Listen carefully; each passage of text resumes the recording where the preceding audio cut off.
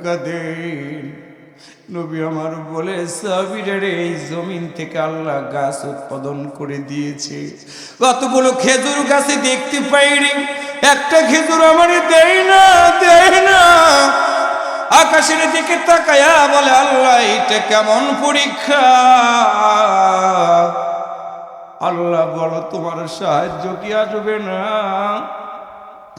এমন সময় চাচা ডাকতে বলে, মোহাম্মদ রে, ক্ষুধার জ্বালা সইতে পারে না, তুমি কি একটু খেতে শুরু করবে কিনা? আল্লাহর নবী গাছের পাতাগুলো খায়, সাহাবীরাও খায়। আল্লাহর নবীর চাচাও গাছের পাতাগুলো খেতে পারে না, অনেক কষ্টের পাতা। আল্লাহর নবী সাহাবীরা পাতাগুলো খাওয়ার পরে 2 দিন হয়ে গেল, নবীর পেটের ভিতরে হালকা ব্যথা হয়, বাথরুম হয় না। 3য় দিনের মাথায় নবী, ইন্নাল্লাযিনা আমানু ইন্না আন্না কান্না লাকিন্না লাইতালা আল্লাহ। গ্রামাটিক্যাল একটি শব্দ, must be sure, there is no doubt is it, লা শাক্কা ফিহি, youth is the nicest period of human life, but it is not to last long, it is transitory. We should develop noble person. I respectful my dear brothers, come back to Allah, come back to our great leader, great prophet Muhammadur Rasulullah sallallahu alaihi wasallam, come back to Holy Quran. I read Quran, you read Quran, shine your life. একটু মুসলমানের মতো আল্লাহু আকবার জোরে বলেন। হয় নাই? আরেকটু জোরে বলেন, আল্লাহু আকবার। আল্লাহ বলেন, নিশ্চয় যারা ঈমান এনেছে, অন্তর থেকে বলুন তো, আমাদের ঈমান আছে না নাই? আরেকবার বলুন, আছে না নাই? আমি সেদিন এক জেলাতে ওয়াজ করতে গিয়েছি, আমি বলেছি, আপনাদেরকে কি ঈমান আছে? পাশের এক সভাপতি আমারে ডাক দেয়া বলে, হুজুর ঈমান ছিল, গতকালকেই মারা গেছে। আচ্ছা, আমি কি ওই ঈমানের কথা বলেছি? ঈমান, বিশ্বাস পৃথিবীর কোনো মানুষের কাছে না। ঈমানদাররা হচ্ছে বিশ্বাস স্থাপন করবে। আওয়াজ করে বলুন, কাকে? আরেকটু জোরে বলেন, কাকে? ওই আল্লাহ কি আজকে বাংলাদেশে আছে না ইন্ডিয়াতে অবস্থান করতেছে? তাহলে সে আল্লাহর গোলামি করা দরকার আছে না নাই? তাহলে আমরা যারা এখানে এসেছি, আল্লাহর ভাষা ইন্নাল্লাযিনা আমানু, নিশ্চয় যারা ঈমান এনেছে। এবার একটু সবাই অন্তর থেকে বলুন, আমাদের ঈমান আছে না নাই? এখন দায়িত্ব কি? আল্লাহ বলেন, ঈমান এনেছো, ঈমানটা ঠিক রাখতে গিয়ে যদি প্রয়োজন হয়, ওয়াল্লাযিনা হাজারু, তোমাদেরকে হিজরত করা লাগবে, বাড়ি ছাড়া লাগবে, ঘর ছাড়া লাগবে, থানা ছাড়া লাগবে, জেলা ছাড়া লাগবে, যদি দেশও ছাড়া লাগে, কিন্তু আল্লাহর জমিনে কোরআনের বিরুদ্ধে যারা অবস্থান নেবে, তাদের কাছে মাথা নত করা যাবে না, যদি তুমি ঈমানদার হও। মারহাবা কইতে ইচ্ছা করে না? 3 নম্বর আল্লাহ বলেন, ঈমান আনলা, প্রয়োজন হলো এলাকা ছেড়ে দিয়ে চলে গেল, তাও তারা ভালো থাক, শান্তিতে তারাও থাকতে পারবে না। আল্লাহ বলেন, যদি প্রয়োজন হয়, ওয়াজাহাদু ফিস সাবিলিল্লাহ, যদি প্রয়োজন হয় সংগ্রাম করা লাগবে, জিহাদ করা লাগবে, প্রচেষ্টা চালানো লাগবে, সুদ ঘুষ জেনা ব্যভিচার অন্যায়ের বিরুদ্ধে তোমাকে রুখে দাঁড়াতে হবে। 3 নম্বর, এই কাজগুলো তোমরা যদি করতে পারো, আল্লাহ বলেন, টেনশন করবে না, উলাইকা ইয়ারজুনা রাহমাতাল্লাহ। বান্দারে, ঈমান এনেছো, ঈমানের কারণে তোমাকে হিজরত করতে হয়েছে, হিজরত করার কারণে তোমাকে বাড়িঘর ছেড়ে দিতে হয়েছে। কলিজার টুকরা সন্তানগুলো তোমাকে আব্বা বলে ডাক দিবে, কাছে পায় না। তোমার মা তোমাকে একটু আদর করবে, সুযোগ হয় না। জালিমেরা ওত পেতে বসে থাকে, কখন তোমাকে ধরে দিতে পারলেই তারা শান্তি পাবে। এমনই পরিবেশে তুমি দিনের দাওয়াত থেকে বিরত থাকুনি। আমি আল্লাহকে ভয় করে দাওয়াতি কাজের মিশন বাস্তবায়ন করার জন্য তুমি সমাজের বুকে আমার দাওয়াতি কাজ বিস্তার করার জন্য এলাকা ছাড়া হয়েছ। এরপরে সময় এসে গেল ঘুরে দাঁড়ানোর। মারহাবা কইতে ইচ্ছা করে না? পিছাইতে পিছাইতে পিঠ যখন দেয়ালে ঠেকে যাবে, আল্লাহ বলেছেন, ফায়াকতুলুনা ওয়া ইউকতালুন, এতদিন খেয়েছো মার, আর খাওয়ার দরকার নাই, আগে মারো। মারহাবা কইতে ইচ্ছা করে না মুসলমানেরা?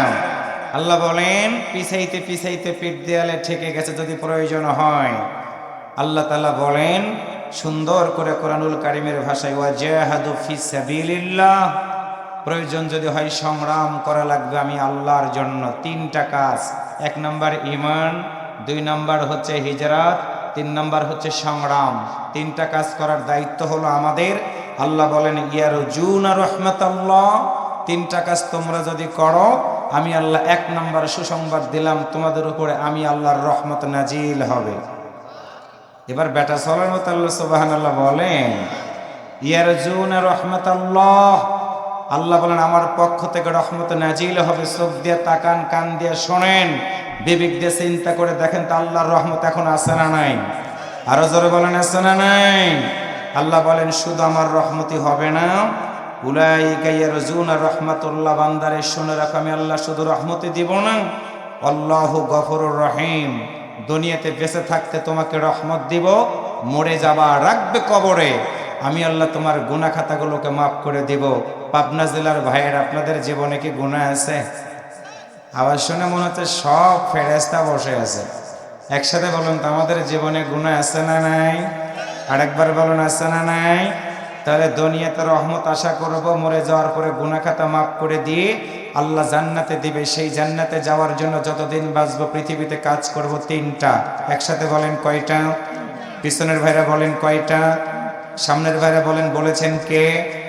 পিছনের ভাইরা বলেন কোন সূরা? বাকারা। কোন সূরা? সামনের ভাইরা বলেন কত নম্বর আয়াত? 218। কত নম্বর আয়াত? একটু মারহাবা জোরে বলেন। বিয়ে করো নাই যুবক কারা কারা একটু হাত তোলো তো, যারা বিয়ে করো নাই। বিয়ে করো নাই চাচা হাত তুলছে, কি আবার বিয়ে করার নিয়ে আছে নাকি? এই যুবক কই তোমরা রে ভাই? সব কি হিজরা কোম্পানির ম্যানেজার হয়ে দোকান দামনে ঘুরতেছে? যারা বিয়ে করো নাই তারা একটু বলো তো দেখি আল্লাহু আকবার। আওয়াজ কি মনে কত শেখাছে জীবনে খাইছে রে ভাই? এবার আরেকবার বলো দেখি, যারা বিয়ে করো নাই একটু একসাথে বলো আল্লাহু আকবার। এবার আমাদের দিকে তাকাও, আমরা যারা বিয়ে করেছি দাঁত পড়ে গেছে, চুল পেকে গেছে, চামড়া ঢিলা হয়ে গেছে, দেখো তো আমাদের আওয়াজের অবস্থাটা কি? যারা বিয়ে করেছি আমরা ভাই একটু খেয়াল টেল করে ইজ্জত যেন না যায়। আমাদের সিরাজগঞ্জের একটা আঞ্চলিক কথা আছে, পুরান চাইল ভাতে বাড়ে। আপনাদের পাবনাতে কি আছে? একসাথে বলেন আছে? দেখি কতটুকু ভাতে বাড়ে, একটু দেখলেই বুঝতে পারবো আর কি। আমরা যারা বিয়ে করেছি আমরা একটু একসাথে বলি আল্লাহু আকবার। আরেকবার বলেন আল্লাহু আকবার। আওয়াজ শুনে মনে হইতেছে বিয়ের বয়স এখনো আছে। একটু সুবহানাল্লাহ কইতে ইচ্ছা করে না রে ভাই? আজকে যুবকেরা ভাই please don't disturb, silent please. আমি আপনাদের মাহফিল কিছু আদায় করা লাগবে, যারা টাকা দিবেন দয়া করে এসে এখানে ভাইদের কাছে দিবেন, তারা চুপ করে লিখবে, কোনো শব্দ করবেন না। টাকার যেমন দরকার আছে কোরআনের মাহফিল আজকে হেদায়েতের বেশি দরকার। টাকা চোরের কাছেও আছে, ডাকাতের কাছেও আছে। ওই চোরদের কারণেই তো আমাদের বক্তাদের সামনে থেকে মাইক কেড়ে নেওয়া হয়েছে। কথা বলেন ঠিক না ভাইয়েরা? টাকার ব্যবসা, টাকা যারা আমরা ইনকাম করি, ব্যবসা করা জায়েজ। তার মানে মদের ব্যবসা কি মুসলমানরা করতে পারে নাকি? মদের ব্যবসা মুসলমানরা করতে পারে না। ব্যবসা জায়েজ আল্লাহ করে দিয়েছেন, কিন্তু মদের সাথে আপোষ নাই, কোরআন বিরোধীদের সাথে আপোষ নাই। একসাথে বলেন কথা ঠিক না ভাইয়েরা? একটু তথ্য দেওয়ার জন্য আমি এখানে বক্তব্য কয়েক মিনিট আপনাদের সামনে দিতে চাই। এটা হচ্ছে হাট উধুনিয়া দারুল উলুম নুরানিয়া হাফিজিয়া মাদ্রাসা। হাফিজিয়া মাদ্রাসা তথ্য নেন। ওমর ফারুক ভাই আছেন না? গেছে? ওমর ফারুক ভাই একটা মাদ্রাসার চাকরি করেন। আপনাদের এটা ইউনিয়নের নাম কি? দিল। দিল অন্তর, পাশান না পাশার? দিল পাশার। যাই হোক, দিল পাশার ইউনিয়নের ভিতরে বলেন তো প্রাইমারি স্কুল সরকারি আছে না নাই? সত্য কথা বলেন, সরকারি স্কুল আছে না নাই? এবার আপনাদের কাছে জানতে চাই, একটা প্রাইমারি স্কুল যদি ইউনিয়নে 4-5টা সরকারি থাকতে পারে, কোরআনটা আমি এখানে বন্ধ করে রাখলাম, আমি হাদিসটাকেও বন্ধ করে রাখলাম, আমি বিবেক দিয়ে চিন্তা করে দেখেন তো, একটা এলাকায় একটা ইউনিয়নে যদি 5টা-6টা প্রাইমারি স্কুল সরকারি থাকতে পারে, সেই ইউনিয়নে বিবেক দিয়ে বলেন তো একটা হলেও ইবতেদায়ী মাদ্রাসা অথবা হাফিজিয়া মাদ্রাসা সরকারি থাকা দরকার। আছে না নাই? আছে না নাই? 2 নাম্বার, ভাঙ্গুড়া থানায় সরকারি হাই স্কুল। একসাথে বলেন আছে না নাই? বাংলাদেশের আপনাদের পাবনা জেলার ভাঙ্গুড়া থানায় আমার বিশ্বাস দাখিল মাদ্রাসা। ওমর ফারুক ভাই সরকারি কি আছে? 2-1টা সরকারি নাই, বুঝবেন হৃদয় দিয়ে। 3 নাম্বার, পাবনা জেলাতে নিঃসন্দেহে সরকারি কলেজ আছে। সরকারি কলেজ আছে। পাবনাতে যদি সরকারি কলেজ 1টা 2টা 3টা থাকতে পারে, ন্যূনতম হলো একটা কামিল মাদ্রাসা অথবা ফাজিল মাদ্রাসা অথবা আলিম মাদ্রাসা। একসাথে বলেন তো সরকারি থাকা দরকার আছে না নাই? স্কুলে বাংলা পড়ানো হয়, মাদ্রাসায় বাংলা আছে, স্কুলে অঙ্ক পড়ানো হয়, মাদ্রাসাতেও অঙ্ক আছে। স্কুলে ফিজিক্স পড়ানো হয়, কেমিস্ট্রি পড়ানো হয়, বায়োলজি পড়ানো হয়, ম্যাথ পড়ানো হয়। বাংলাদেশের প্রতিটা ইবতেদায়ী মাদ্রাসা, দাখিল মাদ্রাসা, আলিয়া মাদ্রাসা, হাফিজিয়া মাদ্রাসার নুরানি বিভাগে বাংলা, অঙ্ক, ইংরেজি সব পড়ানো হয়। তার মানে সেইগুলো সরকারিকরণ করা না হওয়ার কারণ হলো একটা, গাছের গোড়াটা কেটে আগাতে পানি ঢালার কারণ হলে দেশের মানুষ যেন ইসলাম না জানে, ইসলাম থেকে যেন দূরে থাকে, যার জন্য দেশ স্বাধীন হওয়ার পর থেকে ক্ষমতার অনেক পালা বদল হয়েছে। প্রতিটা মানুষেরই তাদের ভাগ্যের পরিবর্তন করার চেষ্টা করেছে, রাস্তার পরিবর্তন করার চেষ্টা করেছে, ব্রিজ করার কথা বলে কালভার্ট দিয়ে ওয়াদা খেলাপ করেছে। কিন্তু মুসলমানদের ইমানটাকে শক্ত বানানোর জন্য, আমাদের এই সন্তানগুলোকে সন্ত্রাস, জঙ্গিবাদ, মাদকের হাত থেকে বাঁচানোর জন্য অন্তর থেকে বলুন তো, প্রাইমারি স্কুল, হাই স্কুল, কলেজের পাশাপাশি একটা হলেও প্রাইমারি এবং ইবতেদায়ী মাদ্রাসা সরকারিকরণ করা দরকার আছে না নাই? জবান খুলে বলুন আছে না নাই? তার মানে হলো পরিকল্পিতভাবে ইসলামের বাতি যেন প্রত্যেক ঘরে ঘরে না জ্বলে, এটাই হচ্ছে তাদের ষড়যন্ত্র। আমরা কি সেই ষড়যন্ত্র মানব? একসাথে বলেন মানব। ইসলামী শিক্ষায় যদি শিক্ষিত হতে পারে আমার সন্তানেরা, বাংলাদেশের অনেক সন্তান বাবার গালে থাপ্পড় মারে, অনেক ছাত্র বাবার গালে থাপ্পড় মারে, ওস্তাদকে থাপ্পড় মারে। আমি চ্যালেঞ্জ করে বক্তব্য আজকে দিয়ে গেলাম, নোট নেন, একটা হাফিজিয়া মাদ্রাসার কোন হাফেজে কোরআন ছাত্র ওস্তাদের গালে থাপ্পড় মেরে সেটা কেউ দেখাইতে পারবে না। 2 নাম্বার হলো ডাক্তার, ইঞ্জিনিয়াররা, রাজনীতিবিদরা বিদেশের মাটিতে গিয়ে এককভাবে বাংলাদেশের পতাকা উড্ডীন করতে পারে নাই। পেরেছে কারা? হাফিজিয়া মাদ্রাসার হাফেজ তাকরিম, হাফেজ নাজমুস সাকিব, হাফেজ সালেহ আহমেদ, হাফেজ মুস্তাফিজুর রহমান বিদেশের মাটিতে গিয়ে আল্লাহর এই কোরআন তেলাওয়াত করে লক্ষ লক্ষ কোটি কোটি টাকার তারা সম্পদ শুধু অর্জন করেনি, গোটা বিশ্বের 100টা দেশের ভিতরে, 200টা দেশের ভিতরে, 50টা দেশের ভিতরে আল্লাহর কোরআন তেলাওয়াত করে বাংলাদেশের লাল সবুজের পতাকাটা উড্ডীন করে রেখে দিয়েছে আমার দেশের হাফিজিয়া মাদ্রাসার ছেলেরা। মারহাবা আওয়াজ করে জোরে বলুন। দুঃখজনক হলেও সত্য, রাষ্ট্রীয়ভাবে একটা হাফেজকেও সরকারিভাবে কোনো পদক দেওয়া হয়নি। বাংলাদেশে অনেক বড় বড় মুফাসসির আছে, মুহাদ্দিস আছে, একটা মুফাসসিরকে রাষ্ট্রীয় পদক দেওয়া হয়নি। কিন্তু সিনেমার নায়ককে, সিনেমার নায়িকাকে, গায়ককে, গায়িকাকে, খেলোয়াড়কে রাষ্ট্রীয় পদক দেওয়া হয়েছে। আমার প্রশ্ন হলো, ইসলামী হুকুমত যদি দেশে কায়েম হয়ে যায়, আল্লাহর কসম করে বলে যারা ভালো মুফাসসির, ভালো মুহাদ্দিস, ভালো যারা মাদ্রাসার টিচার, তাদেরকে রাষ্ট্রীয় পদক দেওয়ার মধ্য দিয়ে আল্লাহর কোরআনকে সম্মানিত করা আমাদের ইমানি দাবি। আওয়াজ করে বলেন কথা ঠিক না ভাইয়েরা? যার কারণে আজকে গোটা পৃথিবীর ইহুদিরা এক, গোটা পৃথিবীর খ্রিস্টানরা এক। আজকে ফিলিস্তিনের মুসলমানদের রক্ত দিয়ে গোটা দুনিয়ার ইহুদিরা গোসল করে, লেবাননের মুসলমানদেরকে হত্যা করে। যেই মাদ্রাসার উদ্যোগ আজকের এই কোরআনের মাহফিল, অনেক জায়গাতে মাদ্রাসার তলবুল ইলমগণ কোরআন তেলাওয়াত করা অবস্থায় তাদের উপর থেকে বম্বিং করে শহীদ করার মধ্য দিয়ে তারা চিন্তা করে রেখে দিয়েছে, কোরআনের শাসন যদি কায়েম হয়ে যায় তাদের আইন বাস্তবায়ন হবে না, তারা চুরি করতে পারবে না, ডাকাতি করতে পারবে না, রাহাজানি করতে পারবে না, ধর্ষণ করতে পারবে না। সুতরাং তারা আল্লাহর কোরআনের বিরোধিতা করার মধ্য দিয়ে গোটা পৃথিবীর ইহুদিরা এক হয়ে যখন কোরআনের আওয়াজকে বন্ধ করে দিতে চায়, ঠিক এমনই সময় আজকের এই মাহফিলে বসে কাঁধে কাঁধ, হাতে হাত দিয়েই আমাদের একটাই সিদ্ধান্ত হবে, যতদিন পর্যন্ত আমার আল্লাহ তাআলা আমার এই দেহে এক বিন্দু রক্ত দিয়ে রাখবে, ততদিন পর্যন্ত আল্লাহর কোরআন ছাড়া আমরা মানুষের কাছে, মতবাদের কাছে মাথা নত করব না। কোরআনের কথা বলতে গিয়ে যদি আমার জীবন চলে যাবে, আমরা মরে যাব, শহীদ হয়ে যাব, কিন্তু আল্লাহ ছাড়া কারো কাছে মাথা নত করব না, করব না, করব না। কারা কারা আল্লাহর কোরআন মানতে রাজি আছেন? দুহাত তুলে আমার আল্লাহকে দেখায় দেন।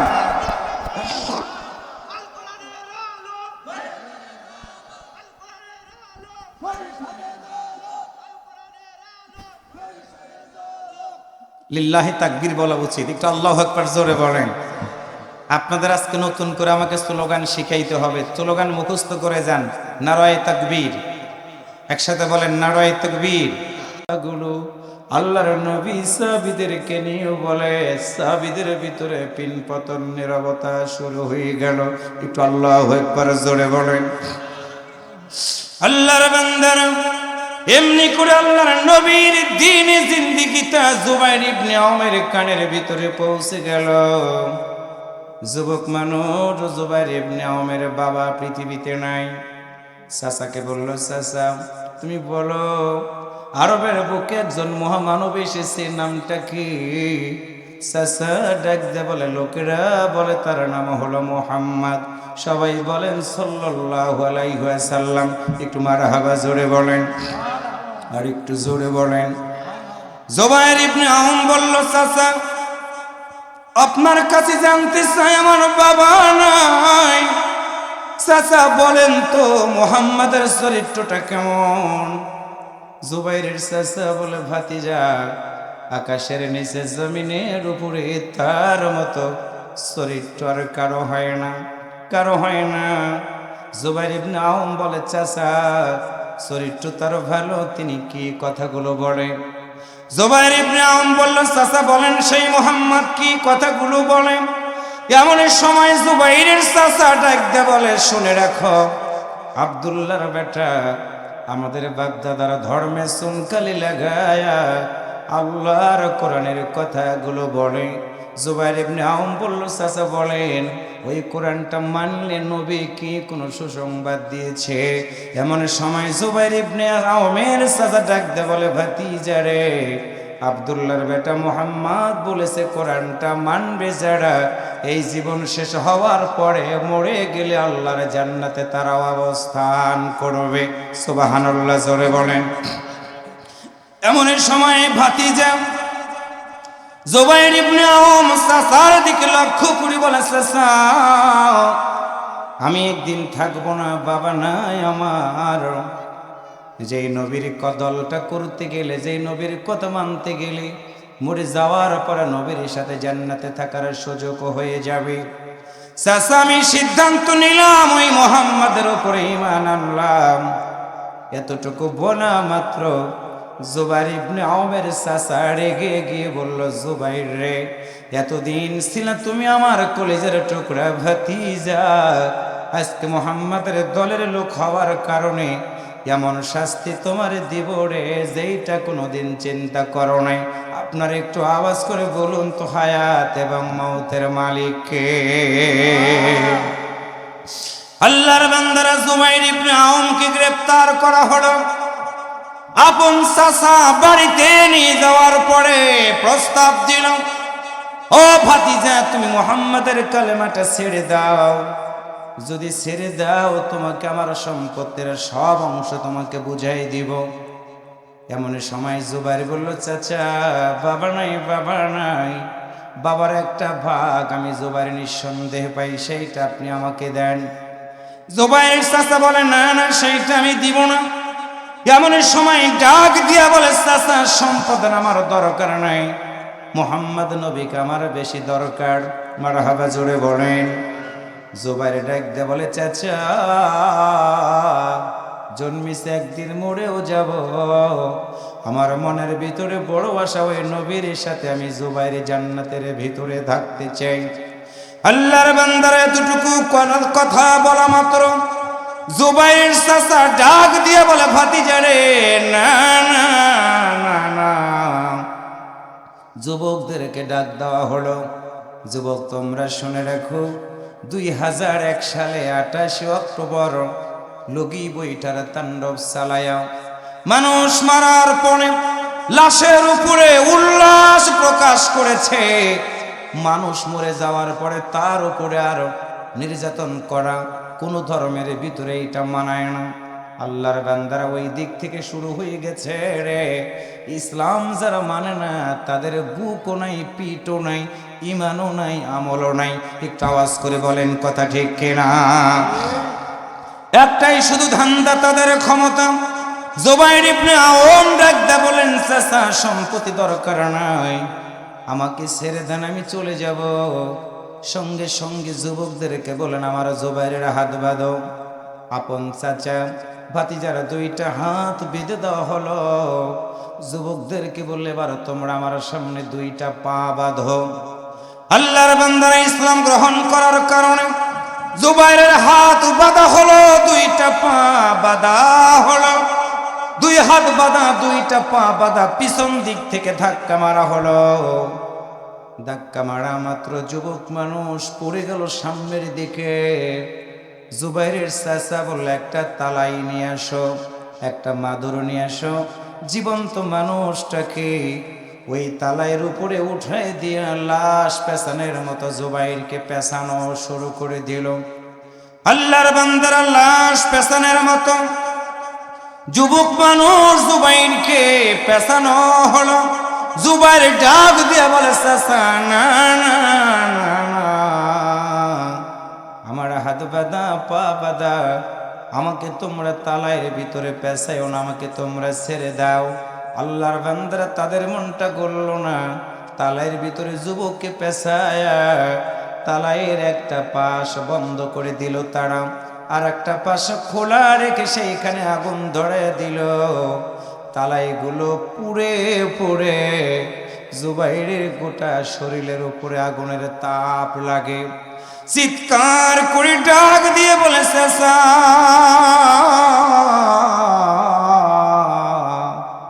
বাবা নাই আমার, চাচা তোমার বাবার মতো আমি জেনেছি, সম্পত্তি যদি আমার না দাও দরকার নাই, কিন্তু আমার এইভাবে তালাইয়ের ভিতরে পেঁচায়া পেঁচায়া আগুন ধরায় আমার মেরো না। বাতিজা চিৎকার করে কাঁদে রে। চাচার মনের ভিতরে একটা বারো মায়া জোটে না, মায়া লাগে না, মায়া লাগে না। সিরাতের ভিতরে পড়লাম, আল্লাহর বান্দারা হাত পা পুড়ে পুড়ে তালাইয়ের আগুন নিভে গেল। জুবাইরের গোটা বডিটা ক্ষত বিক্ষত হয়ে গেল, আগুনে পোড়া আর পোড়া আর পোড়া। আল্লাহর বান্দারা বুঝবেন, হৃদয় দিন জুবাইর চাচা ভেবেছে জুবাইর মারা গেছে। ওই মৃত্যু সন্তান রেখে চলে যাওয়ার পরে জুবাইর আস্তে আস্তে যখন জ্ঞান ফিরে এলো, তাকায় দেখে গোটা বডিটা যুবক মানুষের চামড়া গুলো পুড়ে পুড়ে পালু কাটা সেগুলো লাল হয়ে গেছে রক্তের স্রোতের কারণে। আল্লাহর বান্দারা জুবাইর দাঁড়াইতে পারে না, এক পা দুই পা করে আস্তে আস্তে উঠে দাঁড়ায় গেল। আস্তে আস্তে হেঁটে হেঁটে গিয়ে বিশ্ব নবীর সামনে গিয়ে দাঁড়িয়েছে, গোটা হাত পা পোড়া। আল্লাহর নবী যুবকরে দেখে চেনে না, চেনে না। নবী আমার ডাক দে বলেন, যুবক কি নাম তোমার, কোথায় বাড়ি, কোথায় ঘর? এমন সময় জুবাইর দুইটা হাত বের করে বলে, ইয়া রাসূলুল্লাহ, হুজুর আমার নাম জুবাইর, আপনার নামে কালেমা পড়ার কারণে আমার চাচা আমাকে এরকম জীবন্ত মানুষটাকে আগুনের ভিতরে দিয়ে পোড়ায়া পোড়ায় রক্তাক্ত করে দিয়েছে। আল্লাহ রাসূল কথাটা শোনার পরে সইতে পারলেন না, জুবাইরকে বুকের সাথে ধরতে চায়, কিন্তু যেদিকে তাকায় শুধুমাত্র আগুনের পোড়ার পোড়া। আল্লাহর নবী জুবাইরের দিকে তাকায় বলল, অপেক্ষা করো, মাতা নাসরুল্লাহ, আল্লাহর সাহায্য অবশ্যই আসবে। জুবাইর নবীর দিকে তাকায় বলে, ইয়া রাসূলুল্লাহ, আমার মনটা যেন বলতেছে, হুজুর আমি আর এই পৃথিবীতে মনে হয় থাকবো না, হুজুর আমার গোটা শরীর পুড়ে গেছে। আল্লাহ রাসূল বললেন, জুবাইর বলো তোমার কি কষ্ট হয়? আল্লাহ রাসূল কথাটা বলে জুবাইর একদিকে শরীর থেকে রক্তগুলো পড়ে নবীর দিকে তাকায়া ফেল ফেল করে চোখের পানি ছেড়ে দিয়ে বলে, ইয়া রাসূলুল্লাহ, আমার জীবনে কোনো কষ্ট নাই, কষ্ট নাই হুজুর, আপনার মতো নবীর চেহারাটা আমার ধর্ম চোখে দেখার সুযোগ হয়ে গেল। ইয়া রাসূলুল্লাহ, আমি একটা আশা আমার মনের ভিতরে, বলেন তো এখনই আমি যদি মারা যাই হুজুর আপনি বলেন আপনার কাছে একটা জিনিসকে আমি চাইতে পারবো? আল্লাহর নবী জুবাইরের দিকে তাকায় বলে, জুবাইর রে, বড় জীবন্ত মানুষকে এরকম করে কেউ কি পোড়াইতে পারে? ও জুবাইর বলো, যা চাইবে আমি নবী তোমারে তাই দেওয়ার কথা বলে দিব, বলো। জুবাইর তখন বলে, ইয়া রাসূলুল্লাহ, আমি মরে যাওয়ার পরে আমার জীবনের বড় একটি আশা হলো আপনার মতো নবীর সাথে আমি একটু জান্নাতের ভিতরে থাকতে চাই। সুবহানাল্লাহ বলো। আল্লাহ রাসূল জুবাইরের দিকে তাকায় আছে। রাসূল আমার জুবাইরের দিকে তাকায়া বলে, জুবাইর রে, বলো তোমার কি বাবা নাই মা নাই? জুবাইর চোখের পানি ছেড়ে দিয়ে বলে, হুজুর বাবা নাই, বাবা নাই, মা আছে আমার। হুজুর, বাবা যদি থাকতো আজকে আমার এইরকম করে মারতে পারতো না। আল্লাহ রসুল জুবাইরের দিকে তাকায়া রসুলের কলিজার টুকরা সন্তানের কথা মনে হয়ে গেল। যুবক মানুষ, আল্লাহর নবী দুইটা চোখের পানি দাদা করে ছেড়ে দিলেন। জুবাইর ডাক দিয়ে বলে, ইয়া রাসূলুল্লাহ, আমার বাবার কথা বলার পরে আপনার মতো নবীর চোখ দিয়ে পানিগুলো কেন গড়ে গড়ে পড়ে? রাসূল বলেন, জুবাইর রে, শুনে রাখো, আল্লাহ তাআলা আমার ঘরে একটা সন্তান দান করে দিয়েছিলেন। ওই সন্তান যদি থাকতো রে, আজকে তোমার মতো জুবাইরের বয়স হয়ে যেত। পৃথিবীর কোনো বাবার সামনে সন্তানকে কেউ মারবে পারতো না, পারতো না। জুবাইর রে, তুমি এতিম মানুষ, এতিমের সাথে এত বড় দুর্ব্যবহার করলো কেমন করে তোমার চাচা? আল্লাহ রাসূলের চোখের পানিগুলো পড়ে গেল। জুবাইর ডাক দিয়ে বলে, ইয়া রাসূলুল্লাহ, আমার মনে দুঃখ নাই, দুঃখ নাই। হুজুর বলেন তো, আমি মরে যাওয়ার পরে আপনার মতো নবীর সাথে কি আমি একটু জান্নাতের ভিতরে থাকতে পারবো? আল্লাহর নবী রক্ত মাখা জুবাইরের দিকে তাকায়া হাতের আঙ্গুল এইরকম করে উঁচু করলেন। হাতের আঙ্গুলগুলো একত্রিত করে বললেন, জুবাইর বলো, আমার হাতের আঙ্গুলগুলো দেখলা কেমন? জুবাইর দুইটা চোখের পানি ছেড়ে দিয়ে বলে, ইয়া রাসূলুল্লাহ, আমার চোখে ঝাপসা দেখতেছি, কিন্তু পরেও দেখলাম আপনার হাতের আঙ্গুলগুলো একসাথে আছে। আল্লাহর নবী জুবাইরকে বুকের সাথে জড়িয়ে ধরে মাথার উপরে হাত বুলিয়ে দিয়ে বললেন, জুবাইর রে, আমার জন্য, দ্বীনের জন্য। জুবাইরে, যুবক মানুষ, তোমার গোটা বডিটা আগুনের ভিতরে পড়ে গেছে, মাংসগুলো গলে গলে আগুনের ভিতর থেকে পড়ে। জুবাইরে, যুবক মানুষ, এত ত্যাগ তিতিক্ষা স্বীকার করেছ, তোমার মনে দুঃখ নেই, কষ্ট নেই। জুবাইরে, যাও যাও, আমি নবী তোমারে কথা দিয়ে দিলাম, হাতের আঙ্গুল যেমন একসাথে দেখলাম, আমি নবী তোমারে কথা দিয়ে দিলাম, জান্নাতের ভিতরে ঠিক এমনি ভাবে আমি নবীর সাথে জান্নাতের ভিতরে থাকবা। ইন্নাল্লাযীনা আমানু ওয়াল্লাযীনা হাজারু ওয়াজাহাদু ফি সাবিলিল্লাহ উলাইকা ইয়ারজুনা রাহমাতাল্লাহ ওয়াল্লাহু গফুরুর রহিম।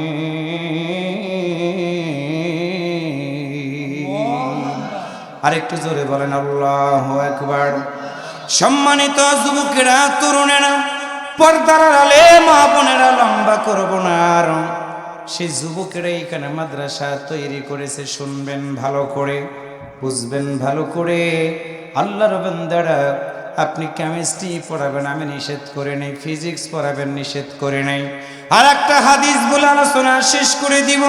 কিয়ামতের ময়দানে আল্লাহ বলবে, বান্দারে, আমি তোমারে জান্নাত দিয়ে দিব, তোমার জীবনের একটা নেক আমল বের করো। ওই দিন আপনার সন্তান আপনার জন্য একটা নেক আমল যদি বের করতে পারে, সেটা হলো মা কবরের ভিতরে ঘুমায়, বাবা কবরের ভিতরে ঘুমায়। সন্তান আমার প্রিয় ভাইয়েরা, ওই মায়ের জন্য, বাবার জন্য কথাগুলো স্মরণ করে দুইটা চোখের পানি ছেড়ে দিয়ে যখনই বলবে রব্বির হামহুমা কামা রব্বায়ানি সগীরা, ওই বান্দার ওই সময়ের চোখের পানিটা আল্লাহর দরবারে নাজাতের ওসিলা হয়ে যাবে। ইকরা কিতাবাকা কাফা বিনাফসিকাল ইয়াউমা আলাইকা হাসিবা। আল্লাহ যেদিন বলবে বান্দারে তোমার আমলনামাটা আজকে পেশ করো, আমি দেখব তোমার আমলনামাতে কি আছে।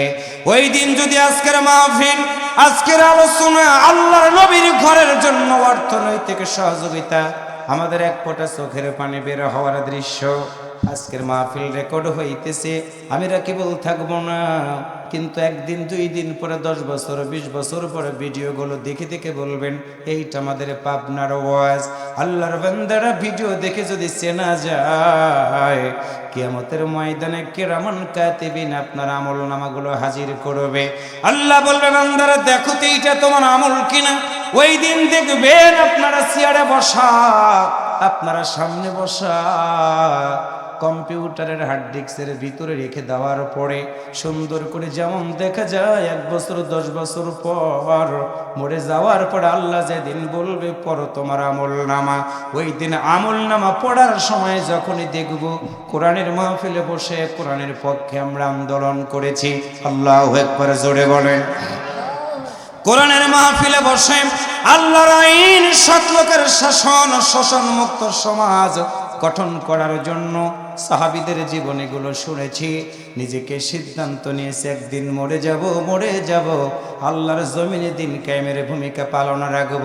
মানুষ জ্বর হয়ে মারা যায়, স্ট্রোক করে মারা যায়, অসুস্থ হয়ে মারা যায়, সকল মৃত্যুর চেয়ে আসল মৃত্যুটা হলো আল্লাহর জমিনে দিন কায়েমের জন্য মৃত্যুবরণ করা।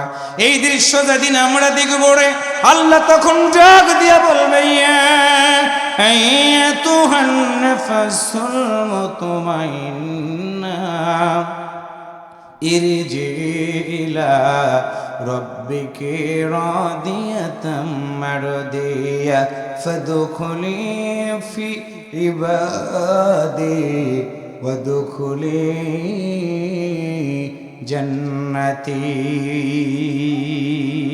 আল্লাহু আকবার বলেন, আরেকটু জোরে বলেন আল্লাহু আকবার। তাহলে বলুন তো, সেই জান্নাতে যদি যেতে চাই ঈমান হিজরত সংগ্রাম দুনিয়াতে করা দরকার আছে না নাই?